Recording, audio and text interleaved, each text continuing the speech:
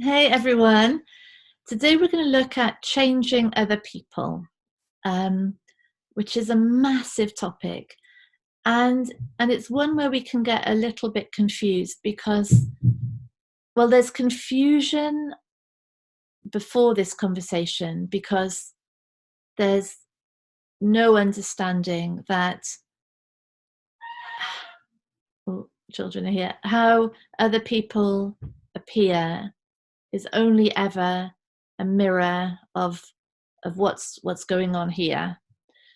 So before we have that understanding, we're always out in the world needing to change other people so that we can be okay, with no clue that the this here is made of exactly the same thought, same belief as the others out there.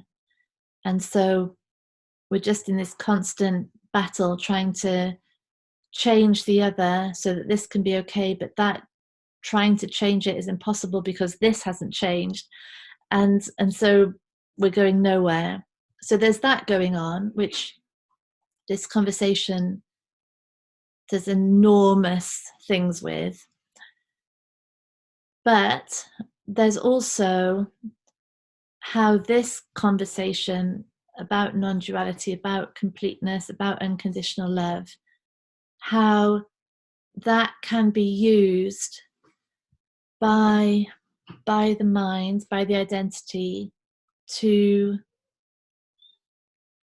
avoid stuff, to keep things stuck in place because it's so much part of the identity it can't be threatened. Excuse me. And then it's very powerful using this conversation. Oh, it's all love, doesn't matter what they do, you know, they don't exist anyway, so it doesn't matter if they keep standing me up or they're rude to me in public or at home, or you know, or they trash my things, you know, it doesn't matter, I don't exist. So there's that, and that's a bit rubbish. So what we're interested in seeing is how the genuine understanding that there is no other allows that inner integrity to be voiced more and more powerfully.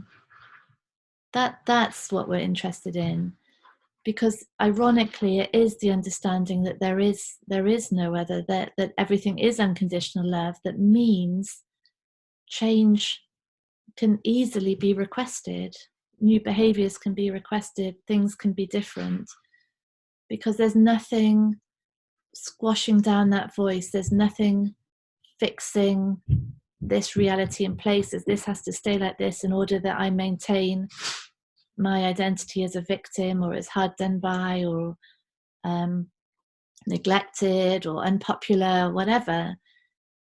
With no identity to protect, then all behavior can be changed, any request can be made.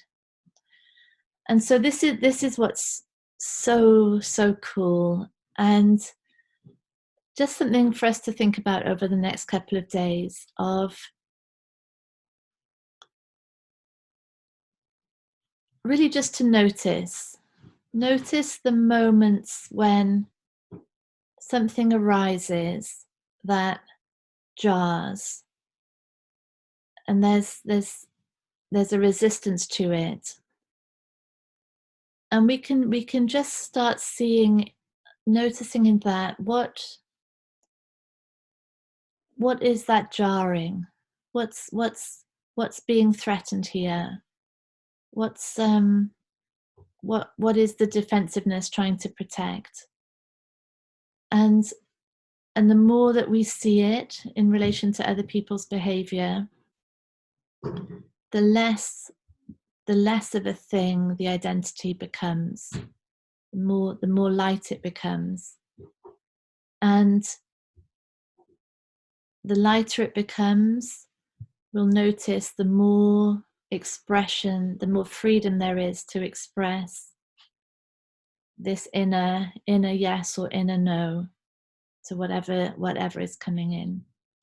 And the no can be said without resistance, without the thought this shouldn't be happening, because it apparently is happening. So the should not be is just empty, meaningless. So there can be a no, don't do that, thank you. No, I don't want to go out. No, I don't want you to take all my money or swear at me or cut me up on the road, or whatever. The no can happen and be said with such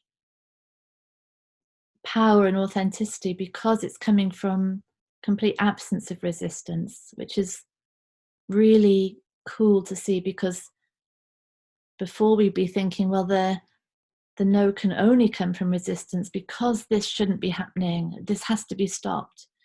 But it's the opposite now. And the yes to stuff, yes, I would like to go out with you, or yes, I would like you to do that for me, or yes, please, yes, the yes can be coming without any need. There's no requirement. It's just a welcoming in that says nothing about us. It says nothing about the other person. It's just an incoming to which we're opening up to, because it makes so much sense given our knowledge that we're freedom and love and beauty and joy. So that's good to see. Let's just keep an eye, see around us how that emerges.